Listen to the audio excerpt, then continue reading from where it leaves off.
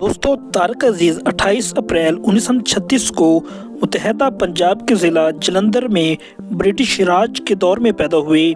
आपके वालिद का नाम मियां अब्दुल अजीज़ पाकिस्तानी था। आपके वालिद अपने नाम के साथ पाकिस्तानी लगाया करते थे। हालांकि उस वक़्त पाकिस्तान मार्ज़ वजूद में नहीं आया था, ब्रिटिश राज हुकूमत चल रही थी, लेकिन पाकिस्तान बनने की तहरीक अरूज पर थी।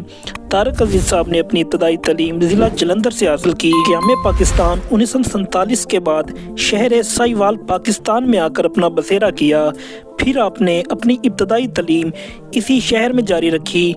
इसके बाद मज़ीद तालीम हासिल करने और रोज़गार के लिए आप लाहौर आ गए। यहाँ लाहौर में आपने बहुत सारे काम किए, लेकिन कोई ख़ास कामयाबी हासिल नहीं कर सके। इसके बाद आप एक अखबार से मुंसलिक हुए और बतौर जर्नलिस्ट काम करते रहे। इसी तरह वक्त गुजरता गया और आपको रेडियो पाकिस्तान में काम करने का मौका मिला। आप कई साल तक रेडियो पाकिस्तान में सदाकारी करते रहे। 1964 में जब टीवी आया तो आप टीवी के साथ अटैच हो गए। आप पहले शख्स थे जिसको पाकिस्तानी अवाम ने पहली दफ़ा टीवी की स्क्रीन पर देखा।